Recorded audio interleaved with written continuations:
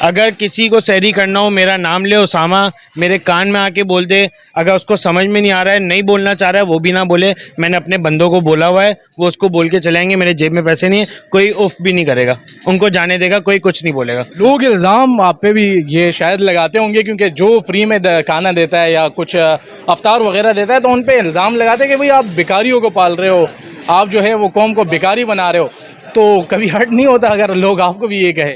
ज़्यादा से ज़्यादा कितना खा लेगा सर? एक बंदा कितना खा लेगा? 5 पराठे खा लेगा, इससे ज़्यादा तो नहीं खाएगा ना। वो ले जाके कहीं बेचेगा थोड़ी, खा लेगा, अपना पेट ही भरेगा। अच्छा, तो सिर्फ पराठा चाय खिलाते हो या सुना है कि आप पिज़्ज़ा भी खिला रहे हो और कुछ भी आप जो है वो खिला रहे हो?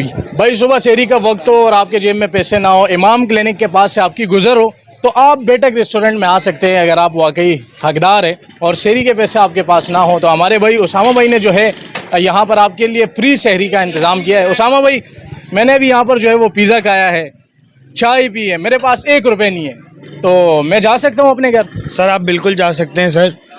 जो हकदार है इस सहरी का, वो अपना हक पूरा करके जा सकता है सर। उसामा भाई, रमज़ान जैसे ही शुरू होते हैं तो आवाम जो है वो ज़्यादातर मुनाफाखोर वो आवाम को ज़िबा करने लग जाते हैं, लेकिन आपने तो बहुत बड़ा काम शुरू कर दिया, फ्री में जो है वो लोगों को आप सहरी खिला रही, ये क्या वजह है? सर असल में हम लोग पूरे साल तो कमाते ही हैं माशाल्लाह से। एक महीना आता है रमज़ान का, अगर उसमें थोड़ी नेकियां कर लें तो क्या जाएगा। बाहर मुल्कों में भी 50% 80% तो ऑफ हो जाता है, लेकिन कराची में तो सब एक दूसरे को काटने में लगे रहते हैं।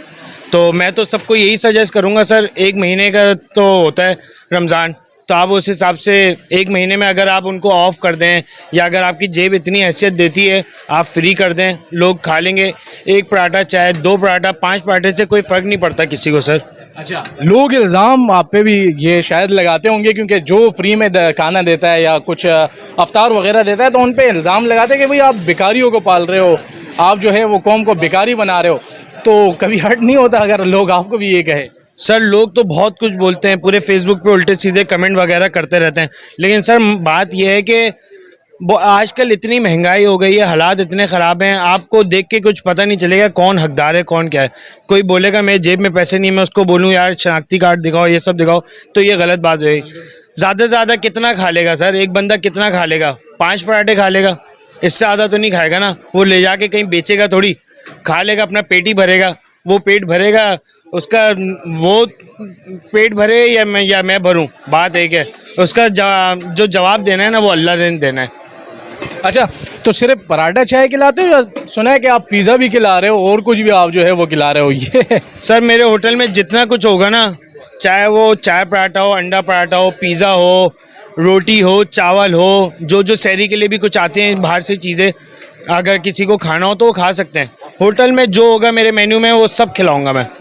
माशाल्लाह, बहुत बड़ा काम कर रहे हो। लोकेशन बताएं इसकी, एग्जैक्ट लोकेशन? सर बहुत इजी लोकेशन है, नॉर्थ नाज़ाबाद इमाम क्लिनिक हॉस्पिटल है, उसके बिल्कुल बैक साइड वाली गली है। बैठक होटल बहुत मशहूर है सर। तो ये जहन में ख्याल कैसे आया कि भाई आवाम के लिए जो है वो सहरी का जो है ये प्रोसेस करना चाहिए? सर ख्याल ऐसा आया कि सर इतनी महंगाई हुई है आजकल, 30-40 हज़ार जिसकी तनख्वाह है वो किस तरह से सहरी करेगा, किस तरह से इफ्तारी करेगा? आप खुद सोचें, वो अपने बच्चों को ईद की शॉपिंग कैसे कराएगा? यहाँ लोगों का खाने के पैसे नहीं है सर, बहुत तरसे में लोग एक वक्त का इफ्तारी भी कर ले रहे हैं ना, तो अल्लाह का शुक्र अदा कर रहे हैं। तो इफ्तारी तो हर कोई कराता रहता है, तो मैंने इसीलिए सोचा कि मैं सहरी कराऊं लोगों को ना। आप खुद सहरी तक होते हैं? मैं यहाँ सहरी तक होता हूँ।